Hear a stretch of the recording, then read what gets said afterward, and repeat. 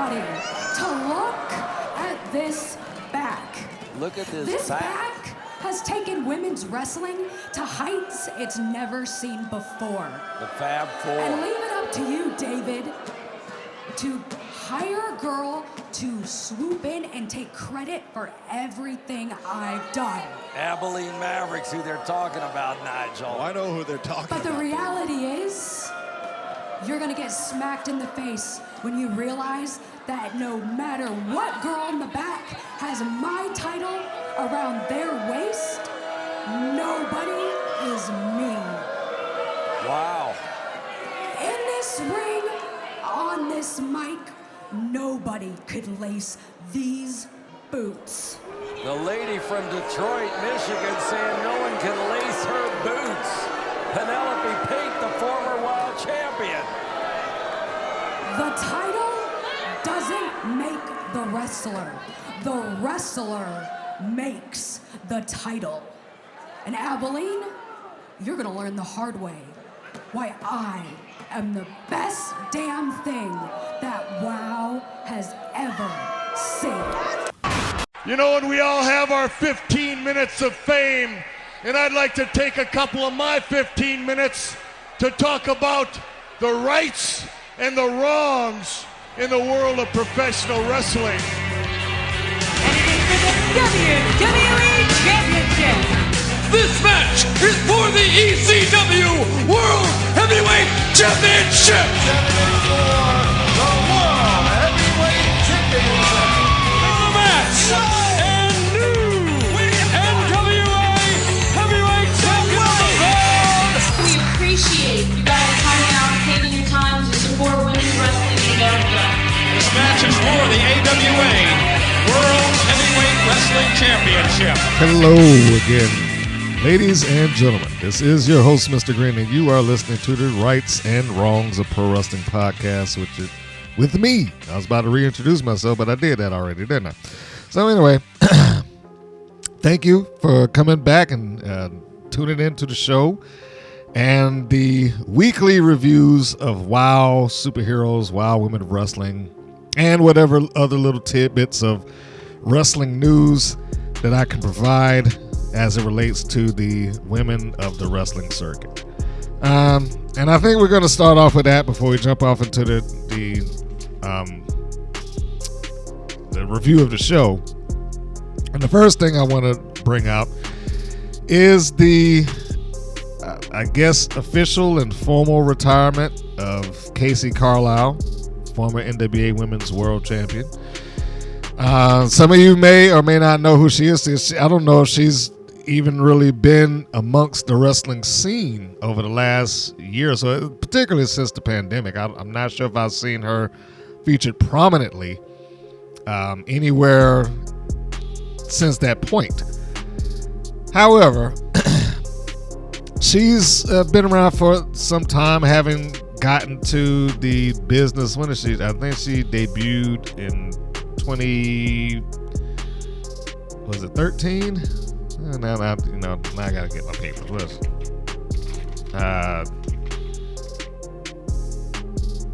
She was before then.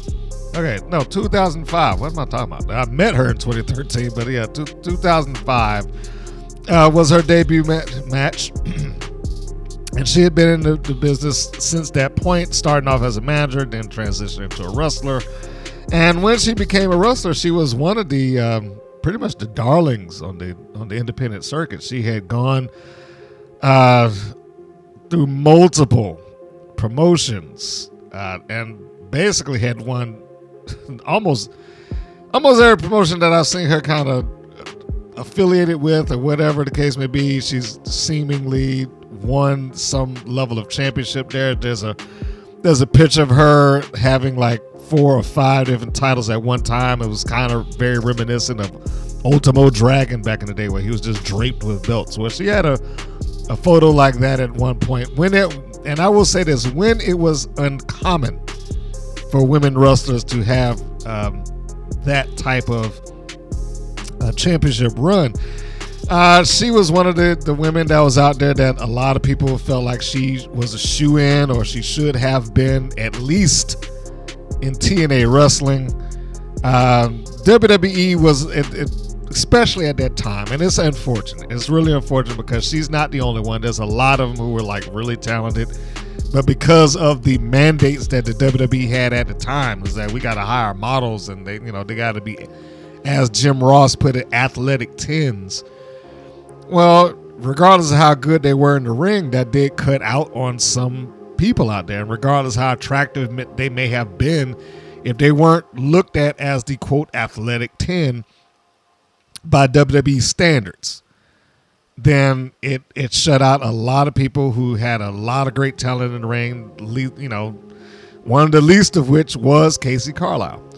So a lot of people felt like because TNA had kicked off and they were taking in some independent women wrestlers at the time, most notably we saw young ladies young ladies at the time, ODB, Velvet Sky, Angelina Love, Gail Kim, they all kind of converged into that and really made that division mean something. And it was somewhat felt that Carlisle, at least amongst some wrestling fans, that she should have been involved in that as well. She did participate in a TNA gut check at one point, so I think that she was, if I remember correctly, on their program to perform that gut check. But unfortunately, she did not earn a contract in doing it.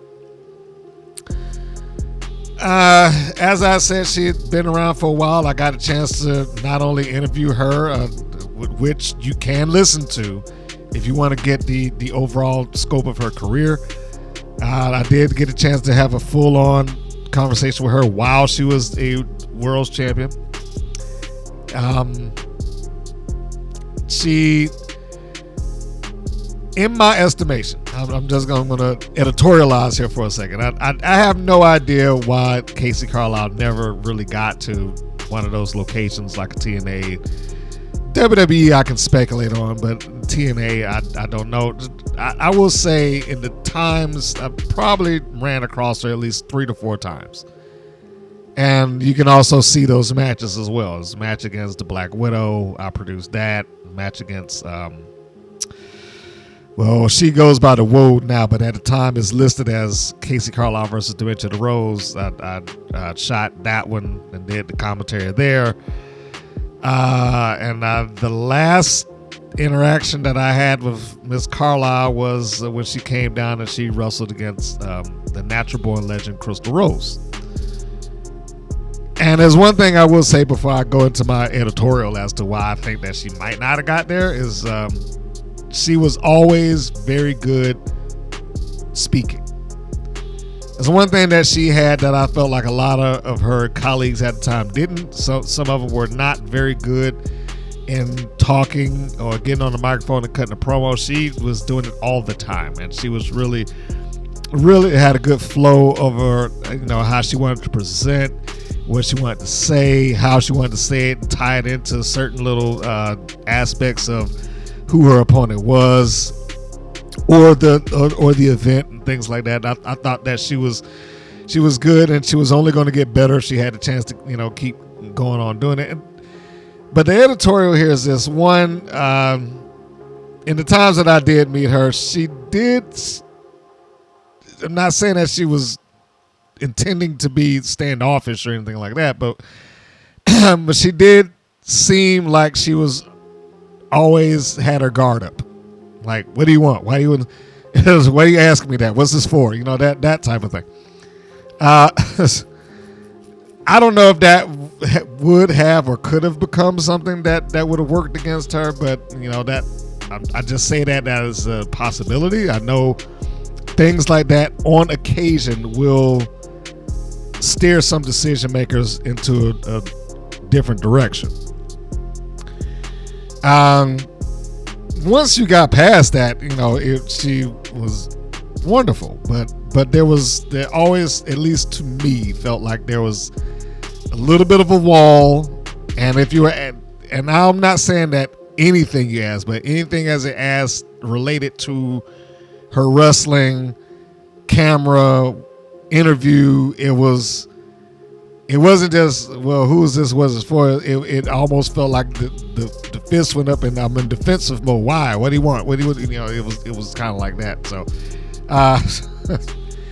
again, I don't know if that was the thing.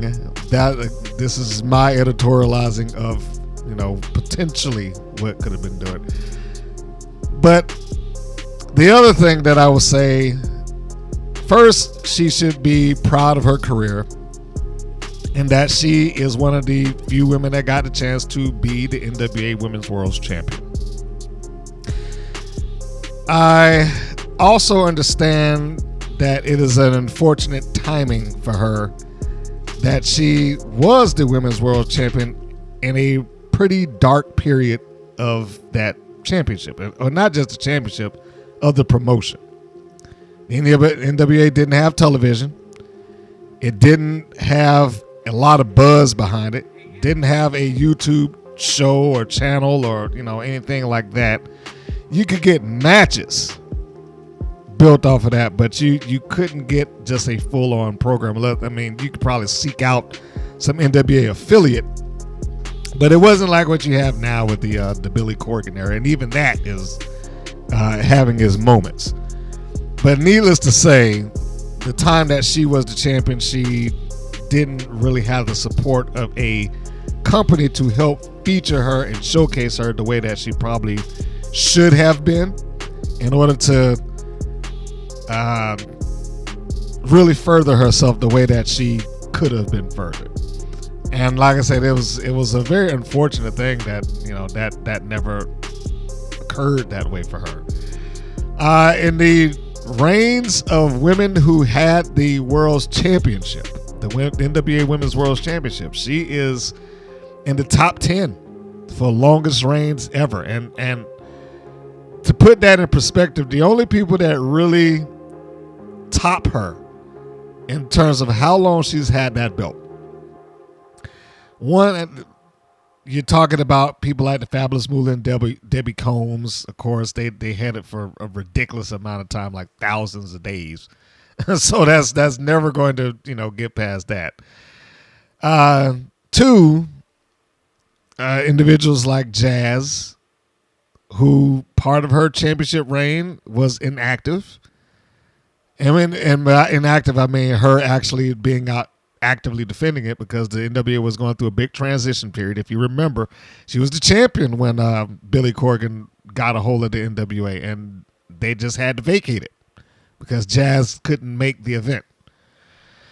Some of her contemporaries like Christy Ricci, Tasha Simone, Camille, who she just lost the title and held it for extensively long period of time at 812 days.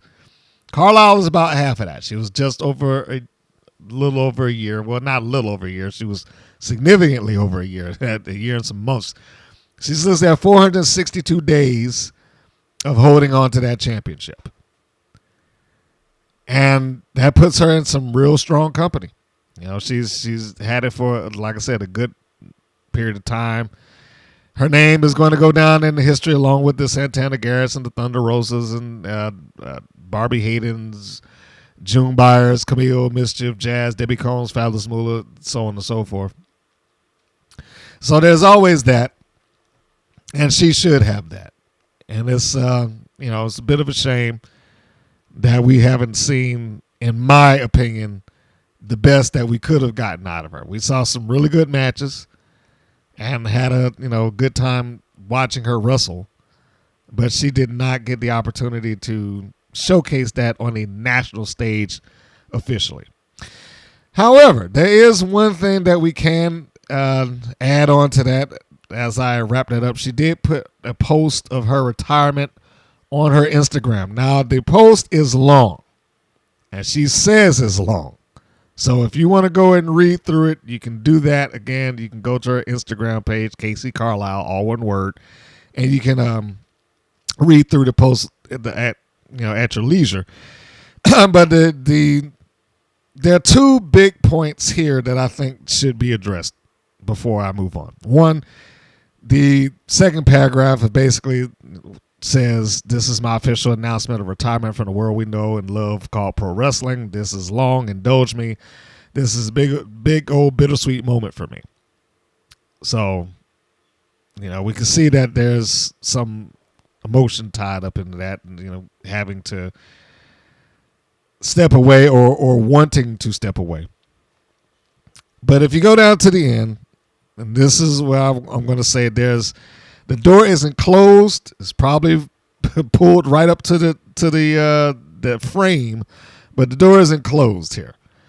And I'll read this much. I won't lie. I've always wanted an official last match. That's not in the cards right now, but if the stars ever align and the circumstances are right, you'll see my last hurrah. I'm still kicking and a spring chicken after all. Thank you, pro wrestling. Thank you for the journey, the people I got to meet and know, and the experiences I've had. Thank you for allowing me to immerse myself in what I've loved. Thank you for bringing me to love, to the love I have now. Thank you for the memories I'll always carry. Thank you for the happiness you gave me and allowing this small town girl to live her dream. That is just a little bit of the overall retirement message that she posted. But as you can see, she did say that she would have liked to have a last match, and she's apparently not closing the door to the potential of a last match. But as she said there, right place, right time, right circumstances. So I would imagine that's going to be largely built on who can present her with. Let's start off with the right fee, because I'm sure that she's not going to do it for free. Who can present her an appropriate opponent to close out her career with? The circumstances that would lead into that particular match, the build, if you will, that would lead into that match. All of those things seem like reasonable requests. I hope there's a promoter out there that can do it. I don't know what I would consider to be the appropriate thing for her to do, because largely she's been a heel in most places that she's been. Only here, for whatever reason, when she came to Georgia in these promotions, she was primarily booked as a babyface. Everywhere else, it was like a heel, but here she was booked babyface and she worked babyface, and she was pretty good at it. But I cannot think of anyone off the top of my head that would present a good closing chapter for her, other than maybe Barbie Hayden. And I only say that because Barbie was the one that dethroned her as the NWA Women's World Champion. But she's off and wild now, and she's no longer Barbie Hayden. She's Abilene Maverick. So I don't know if that would be something that she would do or she considered doing, because I don't think Barbie Hayden wants to work independence anymore. I believe, and I know I've said it, she's been largely relegated to, like, I only want to do WOW. That's the only wrestling place I want to work. So you can make of that what you will. Hopefully she will get her last match at some point in time. I'm pulling for that. I won't hold my breath, but I hope that she gets it. So to Kacee Carlisle, enjoy retirement. It was nice getting a chance to call some matches for you at some point in time and getting to sit down and have an interview with you when we did have a chance to have an interview. So that is my farewell and, so long and enjoy retirement statement to Kacee Carlisle. Also, NWA, speaking of NWA Women's Champions, NWA Women's World Champion, former NWA Women's World Champion, Camille, has been offered an NXT contract, reportedly. And I will add in reportedly. It is not, however, concerned or confirmed whether she has signed or not. So this is going to be interesting to see. Because I can't imagine that if she went, that they would let her be Camille. They'll probably change her name or, something like that. But I cannot see that they would allow her to be who she was. It would be wonderful if they do. Let me just hit it. It'd be wonderful if she can come in and just still be Camille. That'd be great.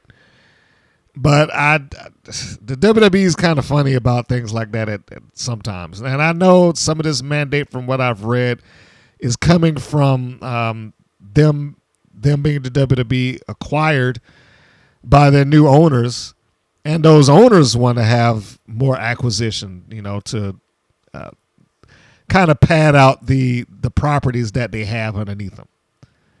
I mean, because if you just look at the WWE isn't what it was when I was a kid. The WWE was the thing. Everything else was a show. Now the WWE is kind of becoming what the NFL is, in that we're the governing body to a Raw and a SmackDown and an NXT. They all function under the same umbrella, but they function a little bit different from one thing to the next. And then they can all converge at what we consider their Super Bowl, WrestleMania. So, getting back to the point, if she has signed, good on her. If she's going, good on her. Because I don't think the NWA has anything left for her. She's already done what she can do. I mean, she had a death grip on that championship for 812 days. So no, I don't think there's anything left for Camille to do at this point. She had her one big run. She had some good matches, a couple of which I got a chance to see. So it's off to the next chapter. It's off to the next chapter to see what she can do. People who are talking about going to the WWE, we're also hearing the rumors of Trinity Fatu / Naomi, a.k.a. Naomi, or formerly known as, returning to the WWE. The reports now are saying that she is set to return following the next set of TNA tapings after their Hard to Kill pay-per-view, which would be January 19th and the 20th. So that is around the corner. I've already said that I hope that she hangs in there a little bit, but I can understand if she is ready to go back. I mean, it's the WWE. It's going to be the biggest platform. They're going to pay the most, and she'll be back with her husband. But I cannot tell you that I did not enjoy seeing Trinity Fatu in Impact Wrestling, well, now TNA, in the times that I did it. It would be great if she hangs in there for a little while. I pitched one scenario that I thought could change her mind, in that, hey, what if they do get Mercedes Moné to pop in there? Now, that's a long shot. That is a long shot. And I admit that that's a long shot because I don't think that they have that kind of money. But if they do, it would be great, for them to get one more chance to go after a set of tag team titles in a different company and see how it worked out. But we're considering that the tapings are coming up, it may just be the writings on the wall that her title reign as the Knockouts champion is coming to a close. I've also said it looked like she's having a time of her life out there. I really feel like she was enjoying herself. But again, she did have the benefit of working with a major company, all due respect to TNA Wrestling. She did have the benefit of working with her husband, and that has to account for something. I selfishly would like to see her remain in TNA. I would. Not forever, but I would. I would like to see her be there for, let's say into the summer.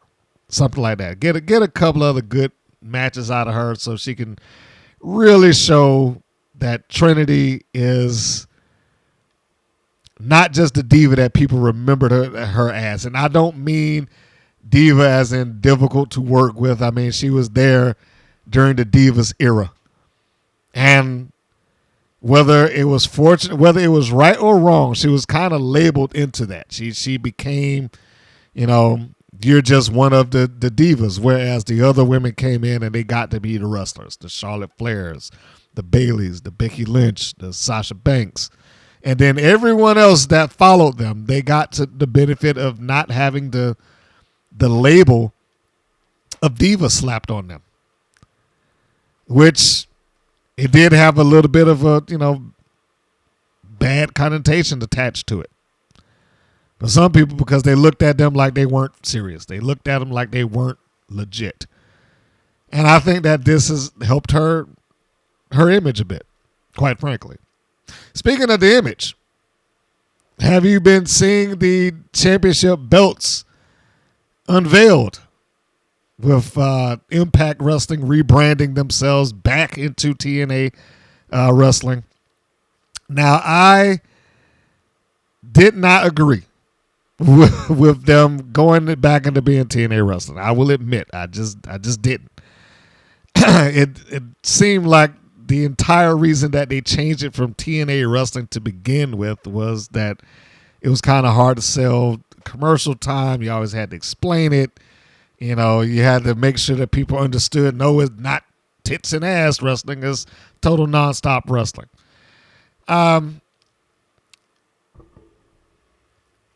Although I didn't agree with it, I understand, having listened to some other people talk about it. It's like, well, outside of the country, they never really changed it. It always remained TNA. So, I get it, and they're catering to their fan base. I understand. They're catering to their fan base, the ones that always came around and yelled out TNA every chance they got. But, all that aside, whether I agree with it or not, they have been unveiling new championship belts as I'm recording this the entire week. They've done so far done the X Division Championship. They've presented Chris Sabin his new title. They presented the Tag Team Champions their new championships. They presented the Digital Media Championship to Tommy Dreamer. They presented the World's title to Alex Shelley. All of those belts look gorgeous.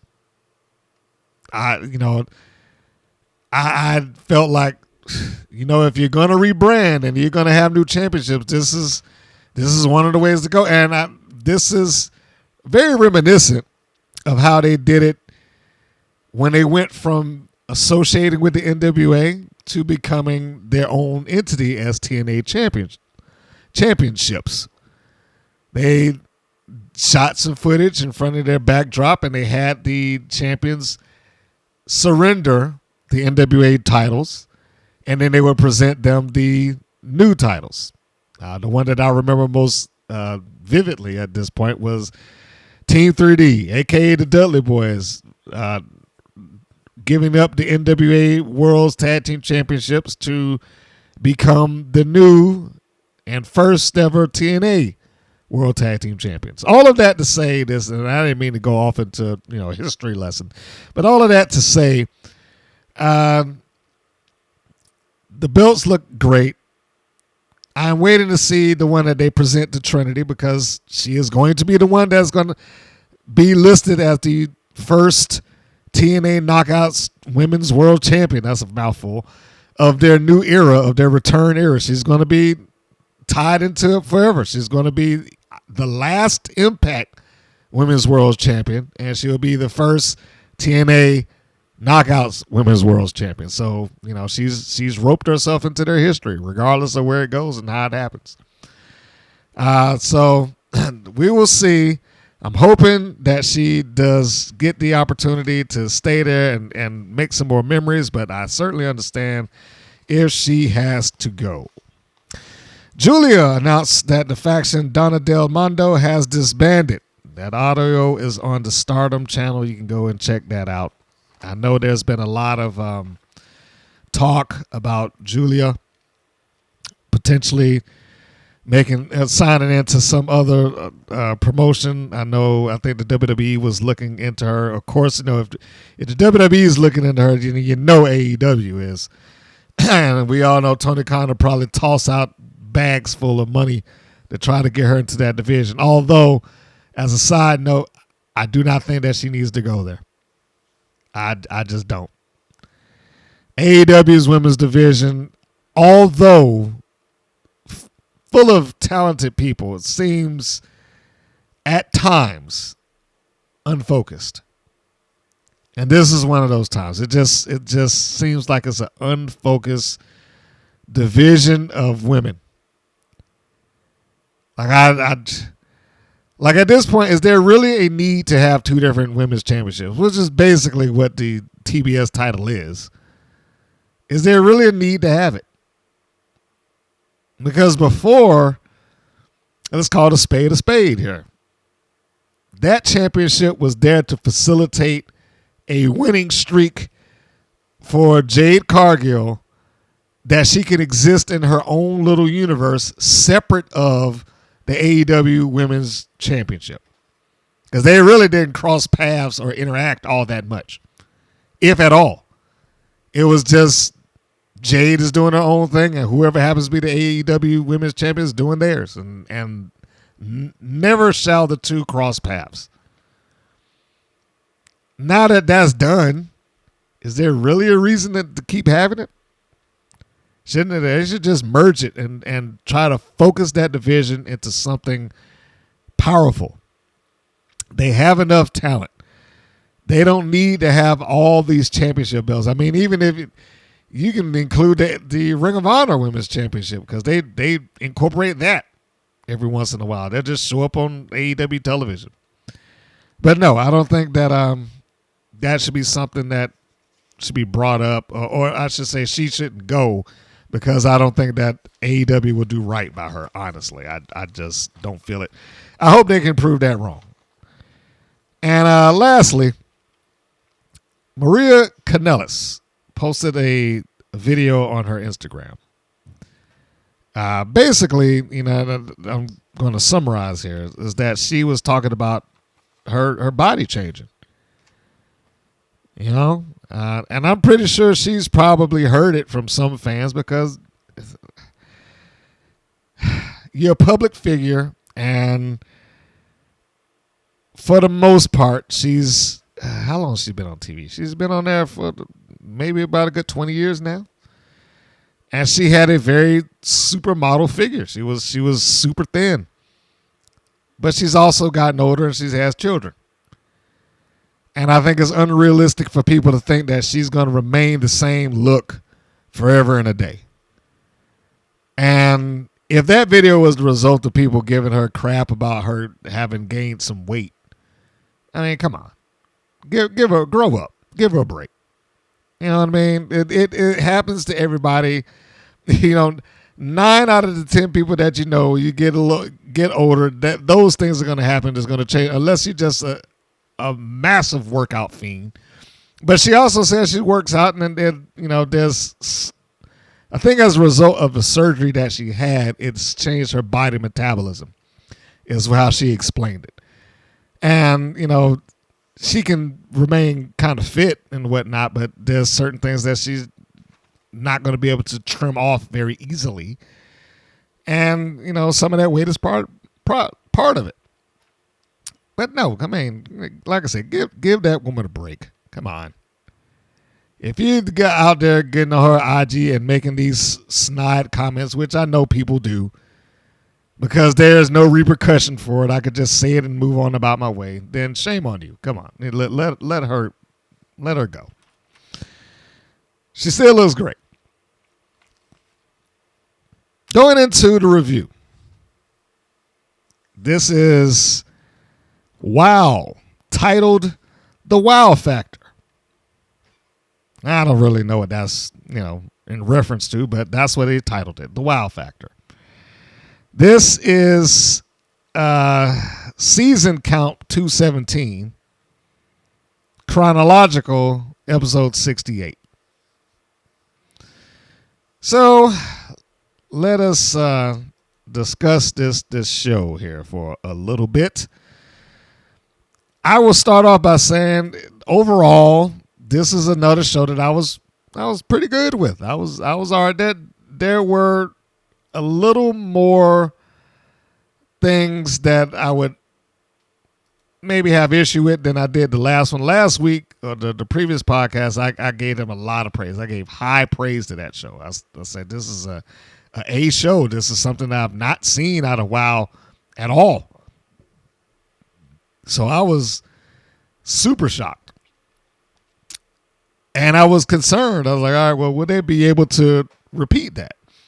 Will they be able to get this thing on again and have her, have the show come in and just show how good it could be? And this is relatively close, not perfect, but there's reasons behind it, and we'll go into that. It opens up with the Fabulous Four. And I will just start off by saying Vicky Lynn, I absolutely adore. Absolutely adore her. She came out selling that injury with the neck brace, could barely lift her arm, need help coming through the ropes. I was like, this. She is great. She is great. I hope that they do right by that woman.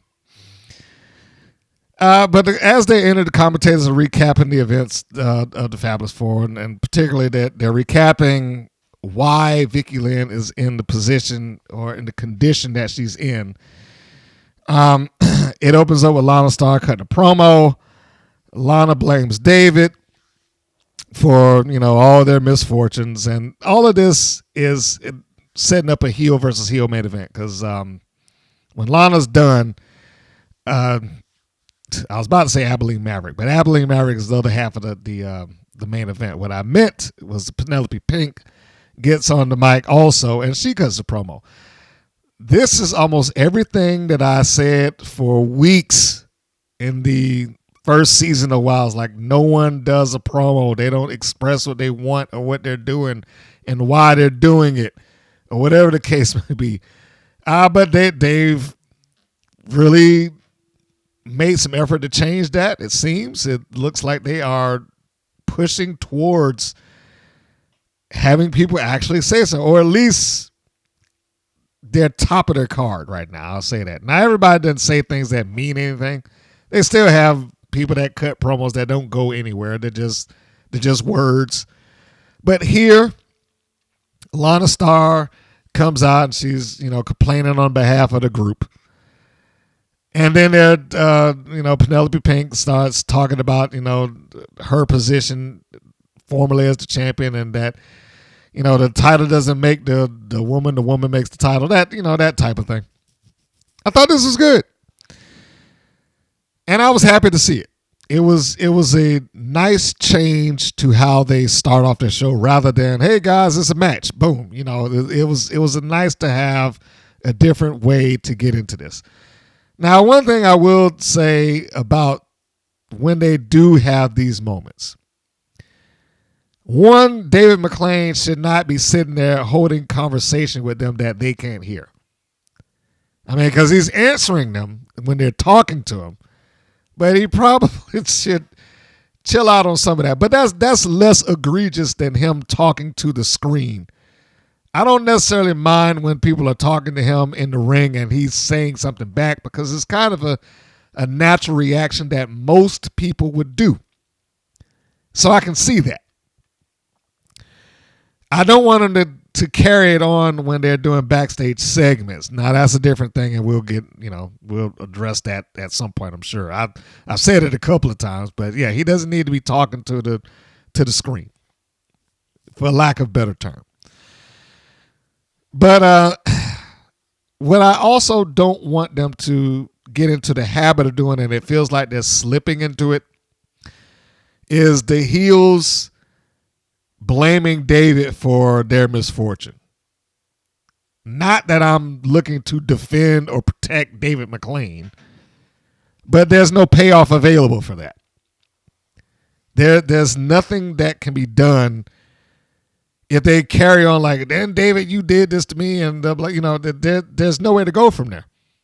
It's just complaining to David McClain for the sake of complaining to David McClain. He already has enough titles. I've said that a few times. Like, he's their lead commentator, he's the lead interviewer, He's the matchmaker. You know, he's also the person that's involved in the press. He's the founder. You know, so he's always around. He doesn't need to have some pseudo angle tossed onto him also that they will never be able to get a payoff to. Hypothetically speaking, it would be different if they were calling out Jeannie Buss. Now, we know that's not going to happen, but just bear with me. Hypothetically, it would be different because you could, in theory, get to a point where Jeannie Buss like, all right, I had enough. And if it takes me getting into the ring to shut you up, then I'll do that. I'll go into training and blah, blah, blah, blah, blah. And, now that I'm saying it out loud, they probably should do that because they would get coverage. They would get people who would actually tune in who would never watch that show in order to see Jeannie Buss either get into the ring and wrestle, win a match, or lose one. One of the three. So as I'm saying it out loud, even though it's a hypothetical situation and that I'm sure they'll never push, it would make, it would probably draw curious eyes. But the end result there is, like I said, in that scenario, you could get to something. With David McClain, there is nowhere to go. Yes, he's been in the ring and he's flung himself around by barely being tapped by Lana Starr or somebody. If you go back and you look at those old episodes of WoW or Glow or something like that, he'll just, oh my gosh, and he'll just fly across the ring because of the superhuman strength that one of these ladies inflicted on him. But he's certainly not going to do that now. He's not going to take any big bumps, to push the show, or at least he shouldn't. And secondly, there's no match or event that you can apply to this that would make it make sense. There's just none. He can't get in there and have an intergender match with, say, Lana Starr to wrap up some feud that they had. And they basically had a very small feud for like 20 years. You go back to the original version of the show, like I said, and all she did was like, oh, no, David, you're lying. This is the Lana Starr show. Everybody knows I'm the executive producer. Where was that supposed to go? What was the end game for that, other than she's just a delusional woman who thinks that she runs a show that she doesn't? Where was that ever going to end up? He couldn't say, well, I'll wrestle you for the ownership of WoW. That would be ridiculous.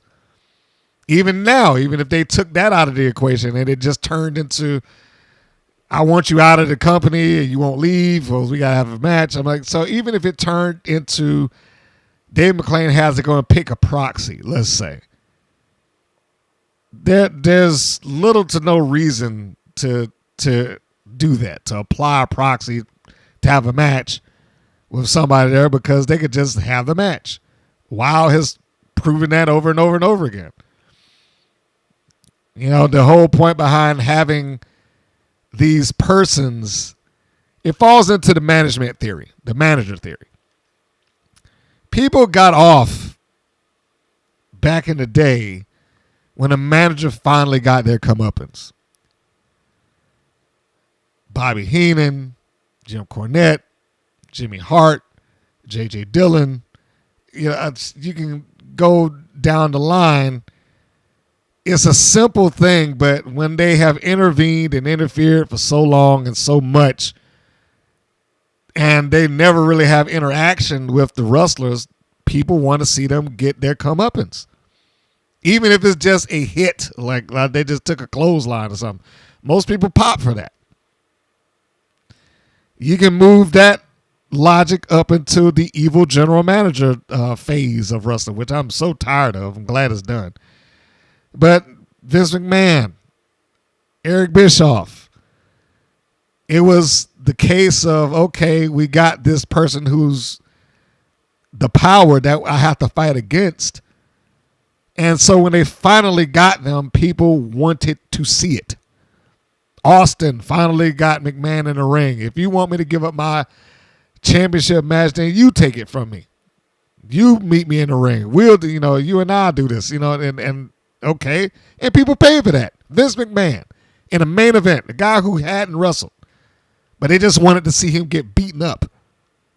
Eric Bischoff, even to a smaller degree, Larry Zbyszko took him on at Starrcade. People wanted to see Eric finally get shut up.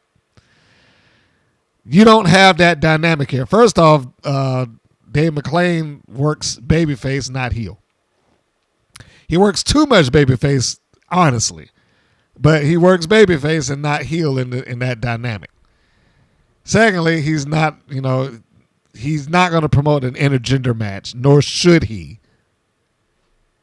Lastly, what purpose is it to have to constantly have to defend these decisions that he makes against the likes of Alana Starr or Exile or whoever?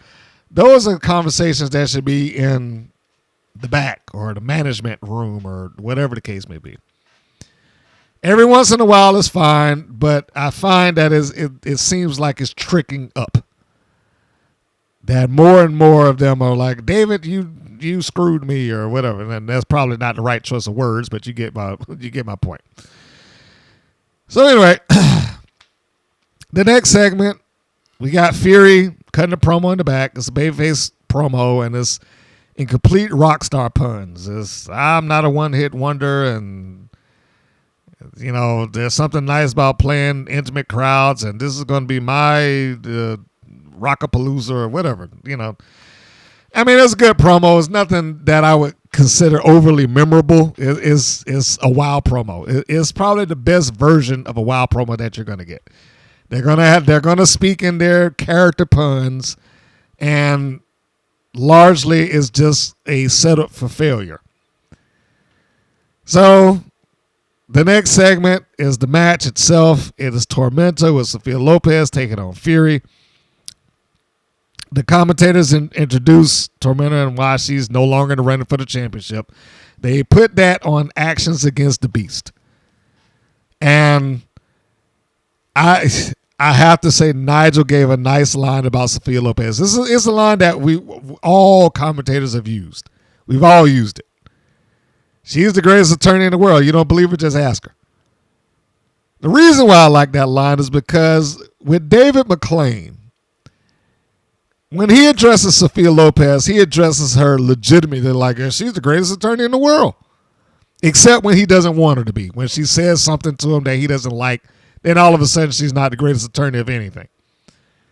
But largely, he treats that as if it were a legitimate lawyer who's the greatest attorney in the world. Not as someone who is proclaiming themselves to be the greatest attorney in the world, and you call them out on it. Nigel didn't blatantly call her out on it, but that statement was enough.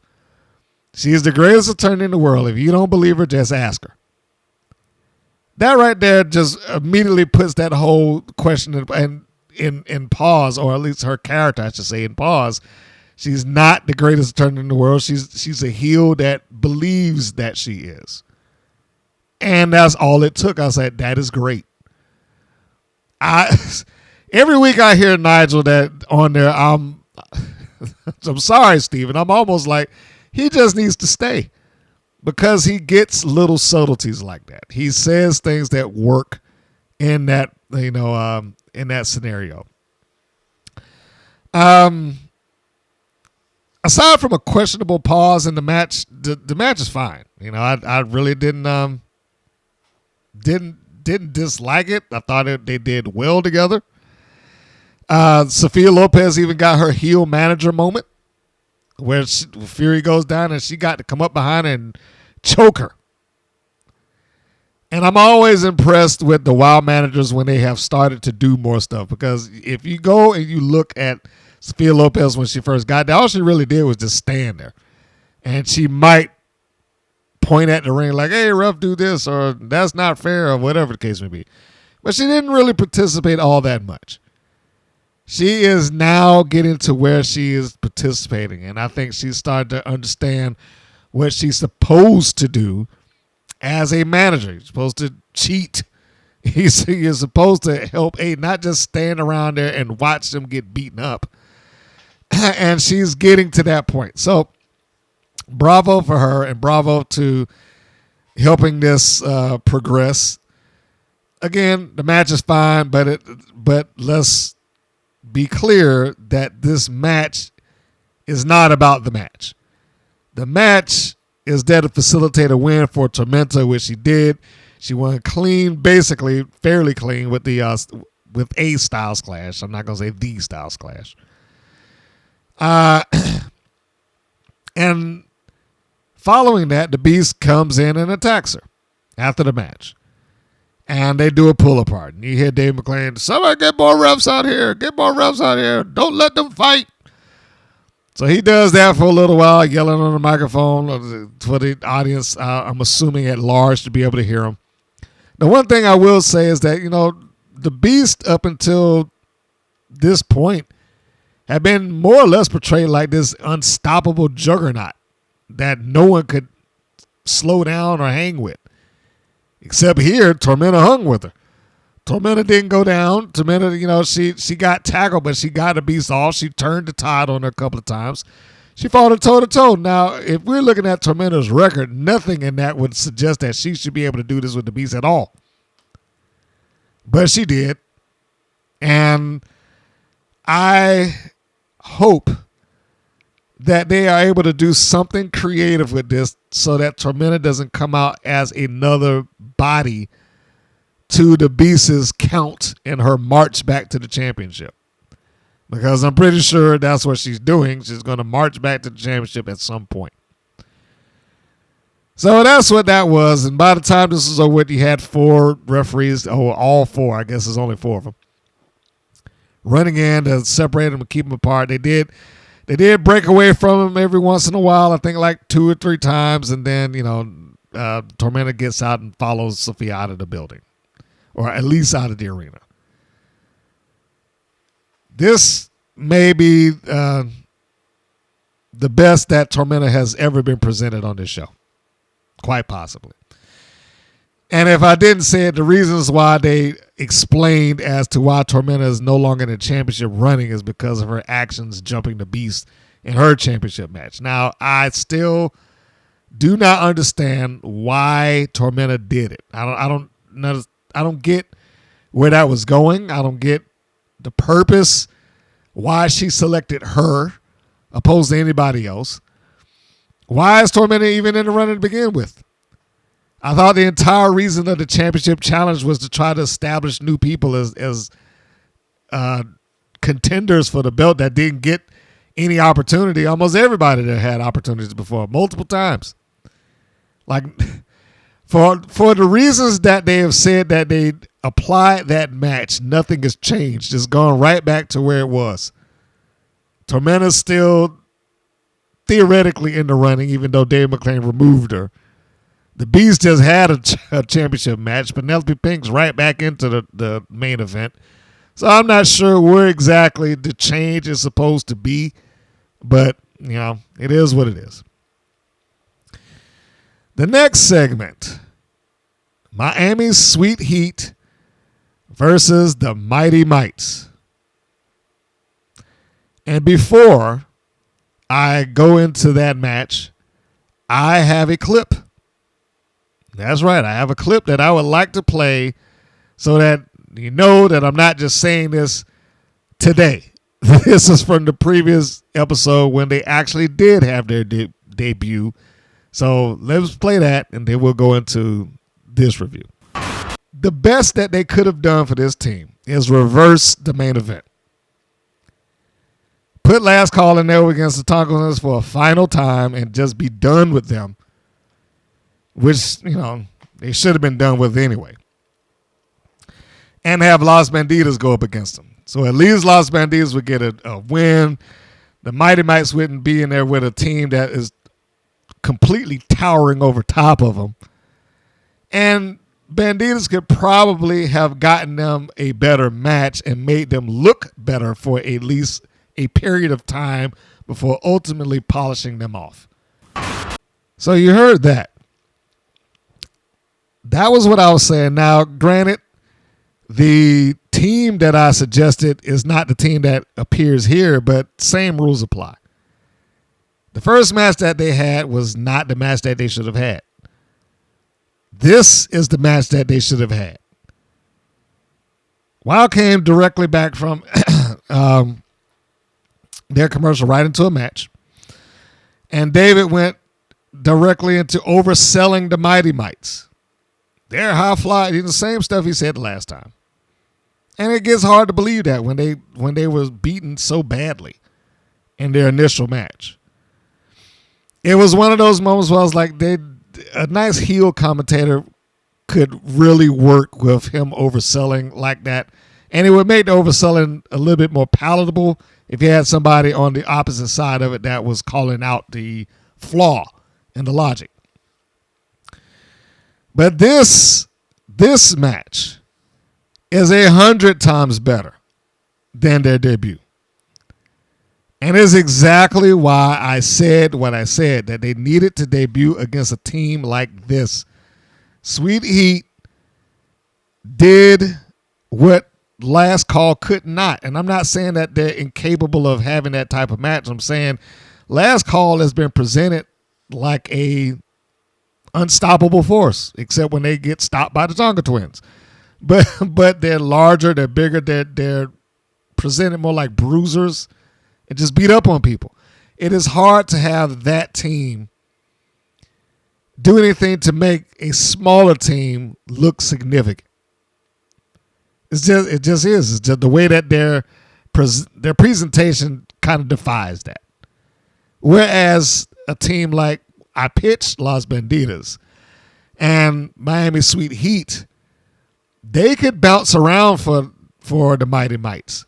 They can get out quick by the Mighty Mites. They can have some near falls and some roll-ups where they're like, I can't believe she almost got me, that type of thing. They could do that and not lose credibility. Because Sweet Heat, A, they've already been 2-time tag team champions. B, that they don't wrestle like a powerhouse team. And them getting in the way of getting out quick by or whatever the case with the Mites does not make them look bad so much as it makes the Mites look like they are competitive. And they can still lose. You could have still had the same finish. Like nothing in this match, I wouldn't have changed a thing. I would have just swapped the debut, and this would have been the debut match, and let them go against Last Call later on, rather than having them look at them and treating them like small children. No one that I saw, that I talked to, that saw this match gave the Mighty Mites any sort of chance walking into this based on the match that they had beforehand. But if they had done it the other way around, if they had done this like, oh, they got close, you could have at least gotten them to where the fans could have believed they could have won if they just got that one move in. If the referee had just turned around in time.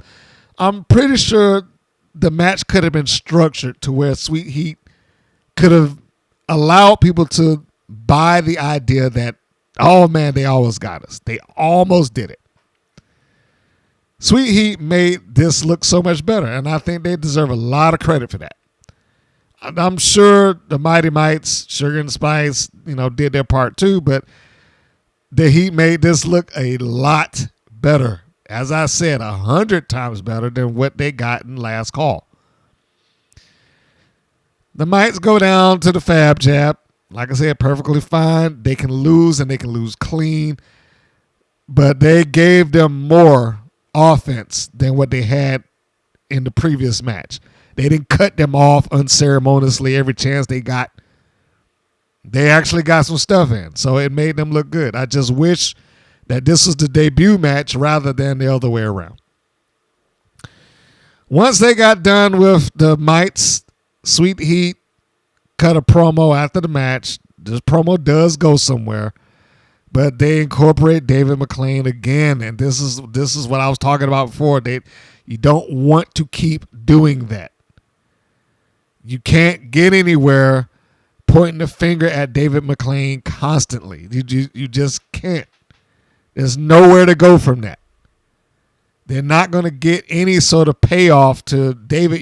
You're screwing us over, or you're taking away our opportunity.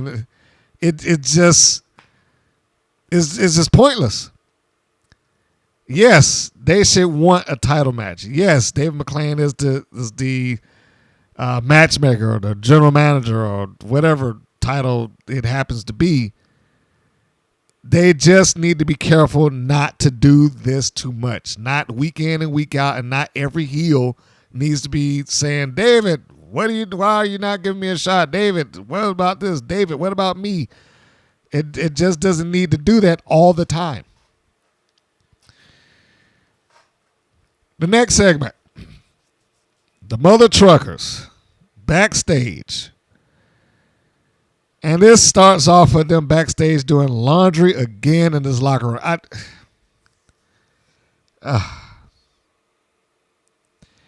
Why are they always doing laundry in the locker room? This is getting to where it's ridiculous and annoying. Why are they always doing laundry in the locker room? Every time they have a segment to themselves in the backstage area, there's some drawstring up there with shirts that we never see them wear, just hanging there for no reason. As if to say that they do not have access to a washer or a dryer or a laundry service, or they don't wash their clothes when they go home. It's like, or they live in the locker room and they just stay there 24 hours a day and they have to do their clothes on site. Why does every single time you see the Mother Truckers on screen, they have to be doing laundry? Who is writing this? They can do something else. Holly Swag could be sitting there looking at videos on the phone. Big Rig could be talking to somebody or taking a nap, anything. What is this deal with laundry? I get it. They're hicks. If you're trying to drive the point home that they're Southern hicks, because I know that's how everybody from the South has to be portrayed. I get it. They are rednecks. They're hicks. They belong in a trailer park, whatever. But good grief, man. Come on. They don't need to be, hey, stop that. And they actually said it this time. Put the laundry down. Okay. Oh. Whew. Anyhow. So they have this moment where they're sitting there talking and I guess addressing the fact that they're going to take on the Brat Pack later on in the show. Well, next segment, really. And then it's like, oh, yeah, she thinks she could drop some bars, or you think she's going to do one of them raps. And then they both like, hey, you think what I'm thinking? All right, let's go do it. So the next thing we see is that they pop back in, and now they've got some stereotypical, and I air quote this, hip-hop attire. So they go get the Kango, they get some glasses, they get some prop chains and prop rings, and they do this just terrible rap for the show. Now, I'm going to say something in absolute fairness to the Mother Truckers. And I also don't understand why everybody has to be in a locker room that's got their own posters in it. That just seems sort of self-grandizing, but whatever. So, again, I'm going to say this in all fairness to the Mother Truckers before I get into the rap. This is both good and terrible at the same time. The reason that is good, because I get what they were trying to do. It is very clear. It just seemed oddly placed because they have this video with their essentially just showing to the viewing audience at home. They're not showing it to their opponent, which is what it was supposed to be, or at least it should have been. And, just to get under her skin. So I understood the point of it, but it wasn't set up to do that. Like it would have, if I had to rebook this, it would have made more sense to me if Heels go out to the ring first. Brat Pack is there. She's getting ready to do her rap, BK Rhythm. And then you cue the Mother Truckers music. And they come out with this stuff on. You get BK upset, and then they can go and say, hey, look, we know how you like to drop these rhymes and bars and whatnot. And so, it inspired us. It made us feel like, we need to get into that hip-hop stuff too. So we did a video in the back. I just want to show it to you right now. Tell me what you think, because, I think we could do it too. Just undermining what BK Rhythm thinks about her skill set. Like, hey, we could do it. Anybody could do it. And then you pitch to the video, then you show that. And then you come back from it and you get the same reaction that BK Rhythm had. Like, no, this isn't, that whole thing. As it is, this is just kind of an insert. And if you're not operating under pretense that this was being played to the house, this would make no sense. It wouldn't do anything. It's just, terrible rap for the sake of terrible rap.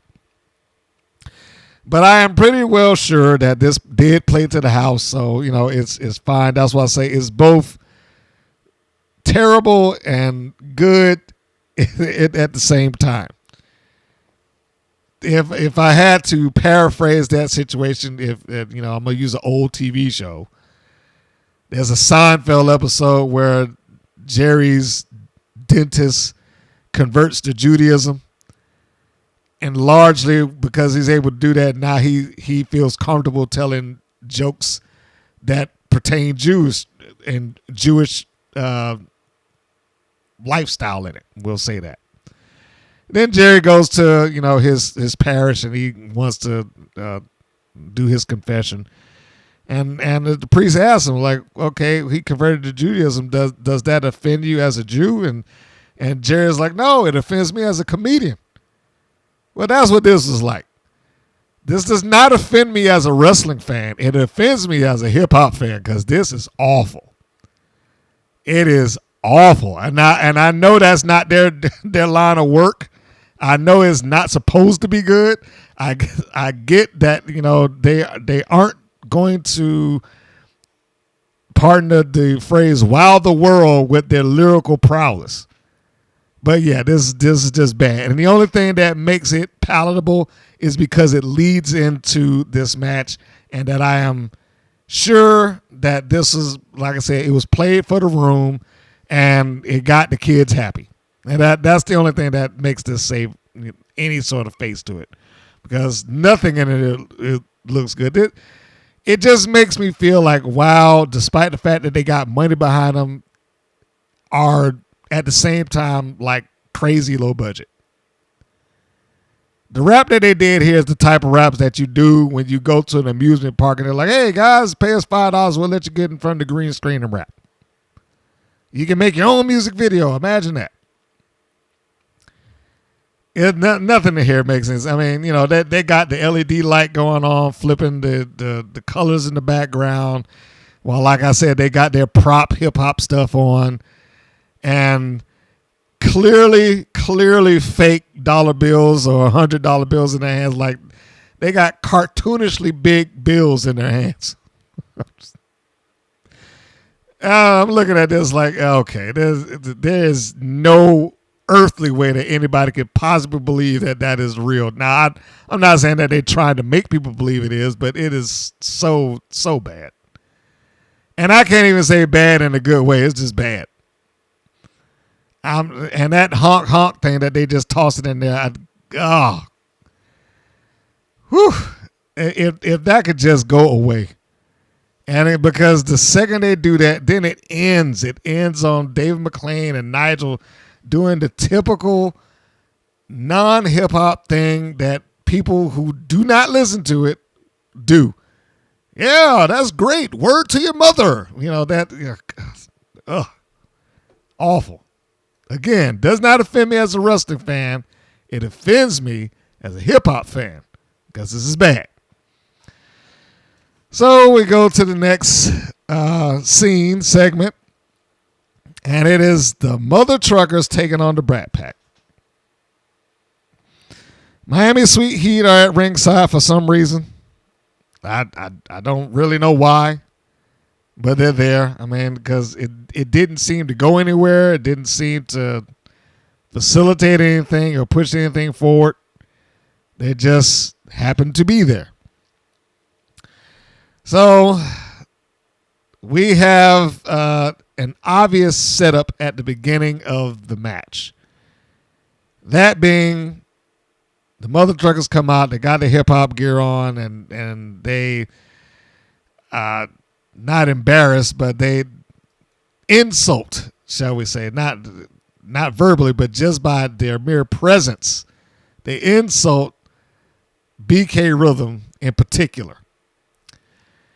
And she's like, no, this isn't hip hop. This is, you guys don't know what you're doing.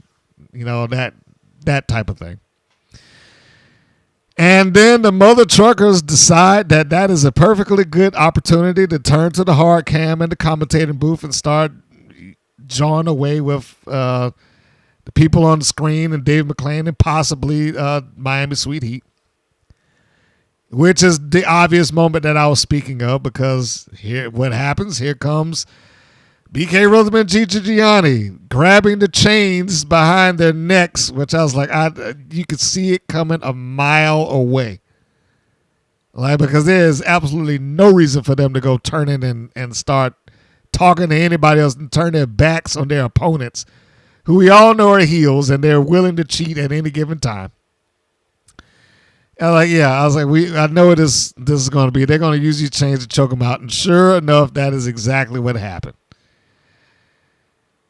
Now, before we go into the match itself, I do feel that I need to point out that the mother truckers have been in this company for close to a year now.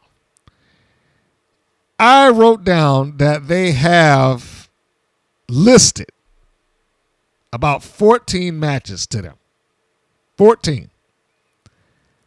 They've lost 2. Like their win-loss record in this company is only comparable to people who've had the championship. How they keep getting involved in these go-nowhere feuds or, nonsensical scenarios and things like that is beyond me. But yeah, they actually have a pretty strong record. Where they're going to go with that record, I don't know. Maybe they'll win a tag team championship at some point. Who knows? But you would have think they at least had a title shot by now. You would have thought that, but that has not happened. But yes, they have won 12 times over the 14 matches that they've had up until this point. And I'm including this match that they have here, so spoiler, they win.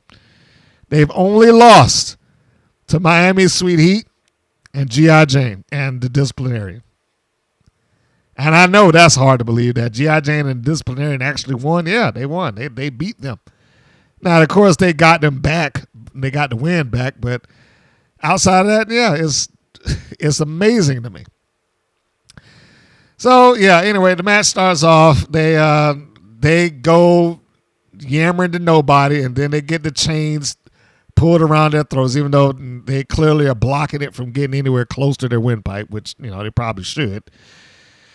And they're beaten up, and it turns into what we would consider the typical Mother Truckers match. That being Holly Swag is going to be in there. She's going to do the bulk of the work in terms of wrestling a faster pace, getting bounced around or taking whatever hits that they may have to take. But in this case, it is not like when the Mother Truckers take on somebody like, say, Last Call, or who's another big team that they got in there. I can't really say the Tonga Twins because they're babyface. But anyway, most other, or even Miami Sweet Heat, most other teams that they're in there with are usually far and away bigger than Holly Swag. Holly Swag is a pretty, small and slender young lady. So when she's in there with somebody that's either taller than her, thicker than her, or something like that, she is bounced around and people believe that she is the one that she'd be getting tossed and thrown and picked up and swung around and all that stuff like that. But here, she's a little bit more comparable to the sizes of BK Rhythm and even a Gigi Gianni. Gigi's thicker than she is, but she's about the same height, and you can buy that she would be able to fight back. The Brat Pack, I do like. I don't see a future with them, but I do like them. They seem to be the heel team that's more or less designated into taking the loss. I don't see them getting anywhere towards this championship, and poor Gigi. It's like she's gone from one partner to the next, and none of which have worked out for her. She started off with Gambino, then Gambino left, then she got Rodriguez, and they got beaten in the powder. And now she's part of BK Rhythm and the Brat Pack, and they just cannot seem to catch a break, even though I think they have made the best out of the situation. They seem a little bit more functional as a team than Rodriguez and Gianni. Gigi has kind of floated and incorporated herself well into whomever she's partnered with. But she looks more star potential here now than she did in the initial phases. Like her change of look, style, all that good stuff. She's played down the Italian fashionista thing, opposed to just being the young Brat Pack star now. So, as you would surmise, at some point in the match, when BK attempts to do a back suplex on Holly Swag, she flips over, rolls out, and makes the tag to Big Rig while BK is somehow unaware of that she's doing this behind her back. Big Rig Betty comes in. She does the normal cleanup stuff, a couple of clotheslines, sidekick. These are the things that she does. She's done a back suplex and sidewalk Russian leg sweep. But at the end, you got what you knew that you were going to get. The Mother Truckers with the win. Holly Swag tags back in. They do essentially the Hardy Boys double team with Poetry in Motion. Once that's done, Swag sets her up for her finish, the full Nelson into the clothesline, her being Gigi Gianni. Gigi goes down, takes the hit. 1, 2, 3, she's done. And there we have it. The Mother Truckers score another win, and they keep their winning ways intact. After that, then Sweet Heat get up and they start yelling at them at the commentating booth, telling them they need to go back to the trailer park where they belong. I wrote down, is this going anywhere? Is this supposed to be the kickoff of a new feud? What is this? What is this supposed to be, and why would they be feuding? I just, this part I don't necessarily get. So, we'll take that for what it is. I assume that it is supposed to be some kickoff for a new feud. I will assume that, but I will also preface that statement with this. I also assumed that Sophia Lopez handing the flash drive to the Beast a couple of weeks ago, you remember that, was going to amount to something, and it hadn't amounted to anything yet. Now, that's not to say that they won't just turn around one day and be like, hey, you remember that? Because they're good for doing that. WoW is really good for doing that, but they're also good for just letting things just disappear. So I have no idea what this is for. I cannot see a reason for Miami Sweet Heat, given the promo that they had earlier, basically saying that they want to get back to where they were. I cannot see any value in them doing this. That's the first thing. Secondly, what would they be feuding about other than the fact that they just don't like them? It doesn't seem to be any point to it. So, we'll move on from that because I don't know where that's going or if it's going anywhere. The next segment is Team Spirit. All 3 members backstage with G.I. Jane and the Classmaster. Now, this is here basically to set up more trios tournament matches. This is not bad. The acting isn't great, but it's fine. This is all, well, we're going into the tournament. We're going to find a partner, et cetera, et cetera. Don't you worry about it. We'll find one. You'll see her next week. So, not only is this to push the trios tournament, but apparently this is there to push the next week's next week's match. And maybe it'll be somebody worthwhile. But we'll find that out when that airs.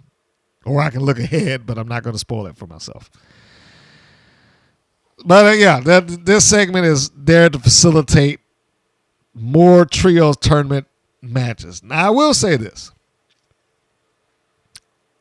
I can appreciate that they are keeping the trios tournament, whether they've had matches yet or not, which they haven't. I can appreciate that they're at least trying to keep the tournament in people's minds, that they are actually bringing it up. They're trying to show people looking for partners. They're having confrontations about it, things like that. I do kind of wish that they wouldn't just have these open conversations like, all right, we're out down here in the boiler room and we're having this talk, and then somebody just walk up on them. Like, hey, yeah, you in a tournament, I'm in a tournament. Like, this does not seem a natural location just to strike up conversation. I still think they should just, if they want to make this plausible, locker rooms and a legitimate interview area where people can pass through and you can get asked by somebody that's working for a while, like, hey, you just finished this match, so on, such and such. And then you don't have any reason to question why are they stopping at the bottom of these steps? Why are they talking in this boiler room?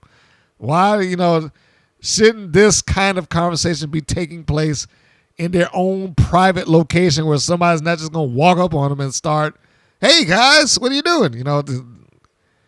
It just seems a little different to me.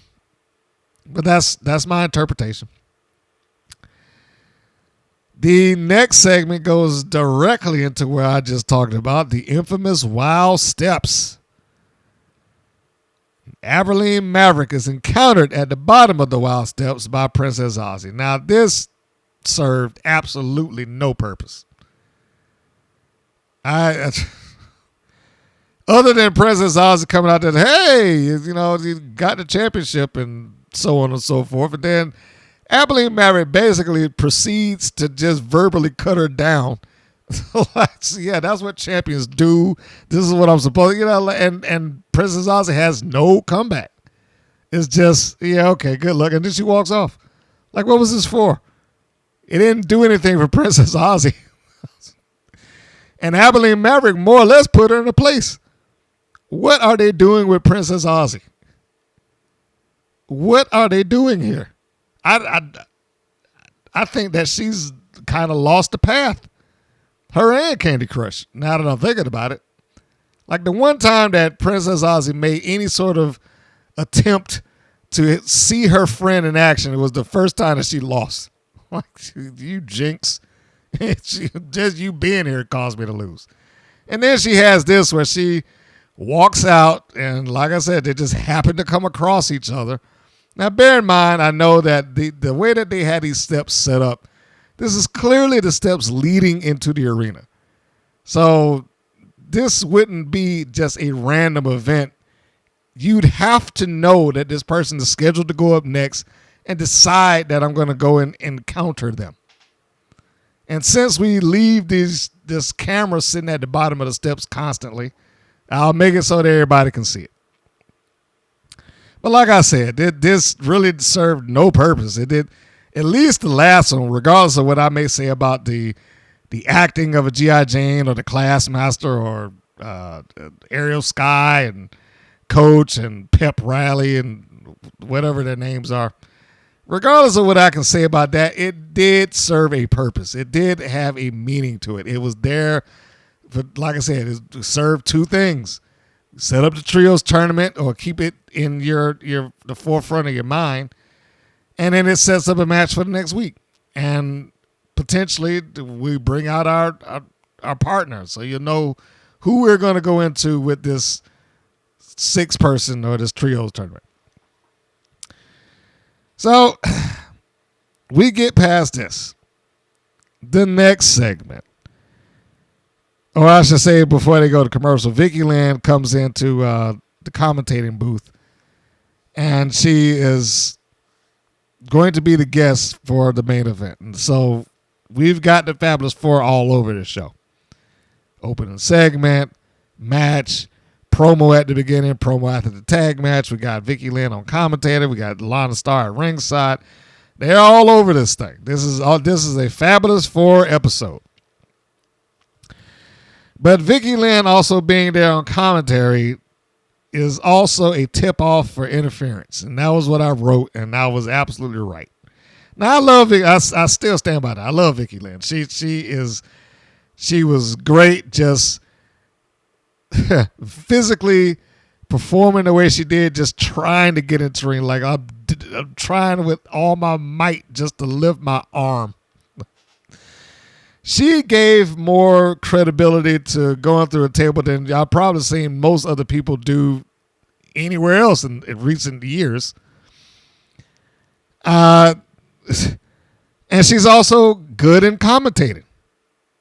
She is just a natural heel commentator. And if she weren't wrestling, I would say put Nigel Zane and Vicky Lynn in the commentating booth and let them do the show.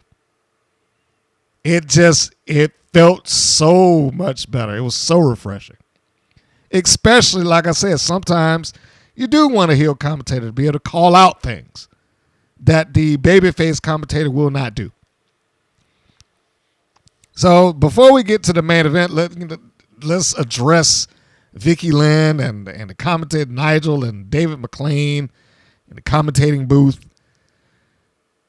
David is a fair commentator, and I don't want to take that away from him. That would be unfair of me to be like, well, he's just awful.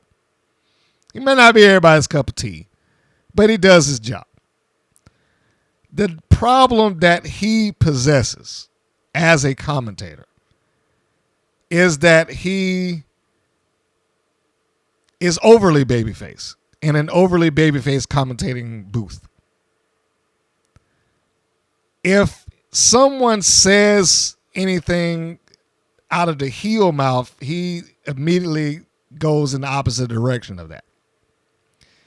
This is why I was like, you can call a match one of three ways. You either call it as a pure babyface, you call it as a pure heel, not overdoing it, but you can call it as a pure heel, or you're the unbiased voice of what is happening in front of you. If David McLean's going to be in that booth, what he should be is the unbiased voice of what's in front of him, not just the babyface announcer, and I'm going to go in that direction regardless of what's going on or what I say or what I did or how I previously presented it or whatever. He should be unbiased. The thing that struck me the biggest with that is during the match, Vicky Lynn, as they're addressing Abilene Maverick, Vicky Lynn casually is like, oh yeah, she stole it. Now these are the words that Dave McLean said himself. You came in and you got it, but you stole that championship, that whole thing. But soon as Vicky Lynn says that, he goes in the opposite direction of it. And, well, no, she did it right within the rules. That was how the match is structured and such and such. That's what I mean. You can't be any way the wind blows. He should have said that statement the night Abilene Maverick won it. It's not right. It's not the outcome that I anticipated. It's not the outcome that I personally would like. But I can't say that she cheated. She won the match as the match was structured. Not get into the ring and, oh, you stole it. You have the babyface do that. But you also need to have her do something to incite that reaction. And she didn't give them anything to incite the reaction other than the fact that she won, and you don't like that she won. So, yeah, all of that to say is that he should pick a lane with this and stick to it and not go, you like this person, so I don't, or, that type. Because he is subtle, but he does that more often than not. Because him defending Abilene Maverick was just, I was like, why? You didn't like her when she won it, so why defend her now? But Vicky Lynn is just gold. She's gold on that microphone. She should be there a couple more times. And just calling the match. I don't mean to set up some program. I don't mean to kick off some angle. She should just be there as a heel commentator because she is good. And it calls out the fact that Dave McClain's wishy-washy. So anyhow, this is the main event, and it is a all-heel match. So I'm not sure what they were looking to gain out of this. Penelope Pink, heel, coming out with Lana Starr, taking on Abilene Maverick, who's also a designated and known heel here. There is no real sympathetic figure in this match. So I have no idea who they were expecting the crowd to cheer for. I'm not even sure who I should be cheering for here. And I'm watching this on TV. It's like, well, who am I supposed to be backing here? It's fine for the sake of a match, just for the sake of having a cold match. But who am I supposed to be rooting for? How can I get emotionally invested in it? It's just two people going through moves. And then when they did something that somewhat established that, okay, you're not supposed to like Abilene Maverick, let's just say. Then Penelope Pink does something, or Lana Starr does something on the behalf of Penelope Pink, which then lets you know that, well, I shouldn't be cheering for her either. If you're going to aim for kids, then aim for the kids. Don't make this complicated. Give a clear babyface and a clear heel. Now, I don't like that they aim for kids in the first place. I honestly don't. I think they should be doing this a little bit more nuanced. I need the personality should have more layers to them. It shouldn't just be this black and white and be done. Because when you have moments like this, when they attempt to go into the gray, it doesn't really work well. The match itself, fine. It just didn't have any real reason for me to go one way or the other. It was just, I was just sitting there watching moves, quite honestly. So, the finish was a misdirection spot. As I said, you could probably feel or see this coming a mile away. Vicky Lynn decides that she needs to go in there and help. And she gets up off the commentator booth. And even though she's moving at a snail's pace and acting like she can't move and lift her arms and whatnot, she gets up and she gets a hold of Abilene Maverick against the ropes. Meanwhile, Lana Starr's on the other side distracting the referee. Penelope Pink gets up, charges, tries to hit Abilene Maverick. She moves out of the way. Pink nails Vicky Lynn. And now she's mortified that she's hit her friend. And Abilene Maverick rolls up and then she pulls the tights to get the win. So this is a case of Abilene Maverick out-quicking and out-cheating her opponent, Penelope Pink. I don't know what else I can say about it. The main event was, it was fine, and it was dependent on them being good bell to bell. But where that was supposed to go, I don't know. Like I said, I have no idea whom I was supposed to be rooting for in this scenario, with both of them as the not just heels, but both of them were clear-cut heels. It's not even like in question. You can't even go to the Steve Austin defense of like, well, he's an anti-hero. Neither one of them are those. So I don't know. I have no idea. At this point, Penelope Pink should be out of the running for the title shot for at least a good amount of time. She's had it. She's been beaten by the previous champion, Princess Aussie. She didn't win the championship challenge. She was thrown off. And then she just got beat here by the champion again. Well, by the new champion, Abilene Maverick. So is it not time to move on and find new opponents for Miss Maverick to establish who she is and what she's doing and that she's the champion and hopefully taking WoW to a new direction and new era and all the good buzzwords that people like to use? This entire show was not a bad show. I mean, I know I've hit it with some stuff, but overall, I mean, it really wasn't bad. If I was grading it, I would say it was a B. It's not as good as the one they had the week before. That was an A show. But here, like I said, it being good kind of depended on certain things being in place.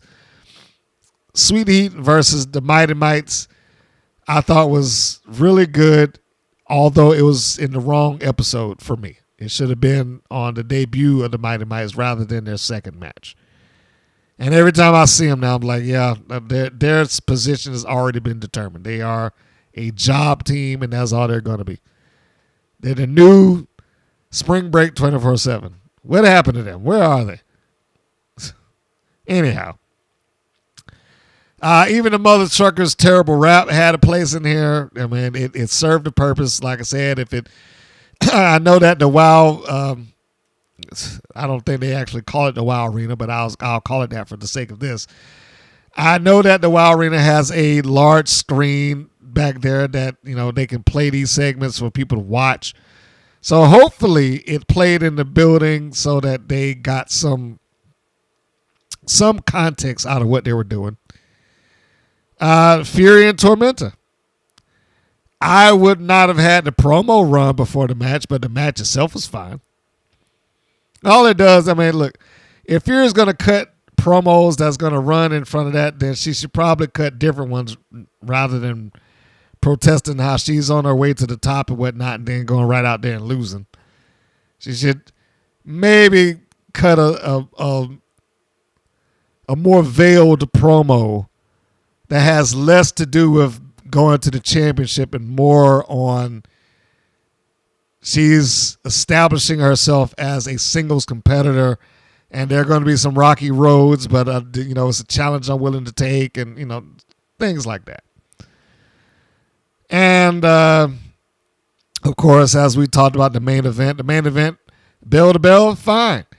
It just didn't seem to serve any particular purpose. There was nothing that led into this. There was nothing that we could get out of it. It's just a match for the sake of having a match. When I also do not understand how Princess Aussie, of all of them, hasn't gotten a rematch. If anybody had more claim on it, it should have been her.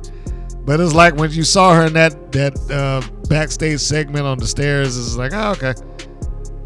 Now that might be good if it goes somewhere. If it turns around that, let's just say next episode, hey, it's finally signed. Princess Aussie is gonna get her rematch for the WoW Championship. And they build towards that. And I'm giving a lot of credit to say that they would build towards it. But it would be nice if they did. It'd be nice if they got to that and they actually could do something with it and get a match that people want to see. Overall, episode was fine. I hope that they maintain some level of what they're doing and not regress backwards. I am really, really, really got my fingers crossed on that. And I honestly am waiting to see what the ratings are going to be for last month. Because even though they had some reasonable matches. And I'll even go say this month too, because I'm a little curious about last week's episode. But particularly, I am curious about what they ran in December after reading the ratings for the WoW special on ET. You'll know if you go back and listen to that, you know why I was like, okay, I'm wondering what the actual show did, because that WoW special got clobbered as far as the ratings were concerned. It just, and WrestleNomics made it very clear, like, you know, in the same time slot on the same network, these ratings were this, that, and the other, which most of them led by almost 200,000 views. So it'll be interesting to see how that worked. It'll be interesting to see how the episode that aired the weekend of New Year's, how that's going to go. You know, that which was the show that I was talking about, the one I said, you know, this was a really good show. And I don't question, I fear that the ratings will not be reflective of that. I actually think the ratings are probably going to show it getting demolished by people just not being around or doing other stuff and not watching. You know, maybe you'll have an uptick in people watching it because people were home, kids were out of school and things like that. But time will tell and we will see. So on that note, folks, I want to thank you for tuning in to this edition of The Rights and Wrongs of Pro Wrestling with me, your host, Mr. Green. I want to thank the ones that have taken time out to go to the channel shop page and picked up a shirt in support of this channel and show. If you haven't done it already, you can do exactly that. You can go to the shop tab on the YouTube channel. You can get our shirts, and there are a couple other items that are in there as well, such as leggings and long sleeve shirts and cups and mugs and things of that nature. Just click the tab and get the link, and you can go through and peruse and find the stuff that you like. And believe me, your contribution and your support will not be overlooked. But thank you very much for it. If you are looking to find where you can seek out all of these things, the best way is WPNWrestling.com. That is WPNWrestling.com. That is the centerpiece. That is the nexus for all things that we do. A 24/7 stream of videos with matches dating back to about 2013, if not late 2012, featuring some of your favorite names, including those who have gone on to be in either Impact, Ring of Honor, WoW, in some cases WWE. So you can go through, you can see a lot of those stars as they were being built, as they found their legs underneath them and realized who they were in the wrestling scope. The things that I say that the people that is in WoW, some of them at least, should be doing. You can get the podcasts because every episode of this podcast goes there. But if you happen to be on some other podcast platform, because we do feed out to greater podcast platforms, be sure to subscribe there. Do the YouTube things, like, share, subscribe. That helps a lot. And we are seriously considering doing a giveaway going into, during the course of this year, 2024. But what would that giveaway be? That would be the ticket. What would it be? I was thinking about a nice prize pack of some sort, but what exactly could I put in there? I'm just going to drop that seed, and I will say that there is an affiliation that has gone up recently with this channel and won Trophy Smack. Now, if you're like me, you've probably seen 1,000 Trophy Smack commercials for trophies and belts and rings and cases and posters and just everything under the sun, which I'll probably repeat myself with this later. I really don't understand why they have not hit into the eFed line of work. If you are playing video games and you playing it against your friends, how good would it be to have a trophy? Scratch that. A championship belt to hold over them as I am the greatest Street Fighter, Killer Instinct, Mortal Kombat, WWE 2K, whatever your poison happens to be, I am the greatest player of that here, and you cannot have this belt. Do you know what kind of fun I would have had with that thing if those things were available back in the day? Oh my God. Whew. I had to make a belt back in those days. I had to make one. Cardboard and aluminum foil. But that's a story for another day. Anyhow, you can get one of those in maybe a big quality belt, and they are high quality, by going on there. But I have not put up any links. I have not brought up any affiliate links yet. This is just a precursor. I'm just saying this ahead of time so that when I do, you are aware that it's there, and that I hope if you have to get yourself a nice fantasy football ring or belt or trophy or what have you, your little league team, whatever you happen to need it for, corporate engagement, you name it, that you would at least come to me and take advantage of the discounts that they would apply by putting WPN on the end of the link. But I definitely will be bringing that up in the next episode. So until then, ladies and gentlemen, thank you for listening. And this is Mr. Green saying that this is Mr. Green saying so long, and we will see you on the next go round. Take care, everybody. Thank you for listening to the WPN's Rights and Wrongs of Pro Wrestling. If you have questions or comments, please contact us via our Facebook or our YouTube channel at the Women's Pro Wrestling Network.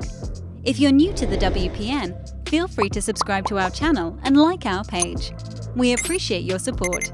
Thank you again for listening.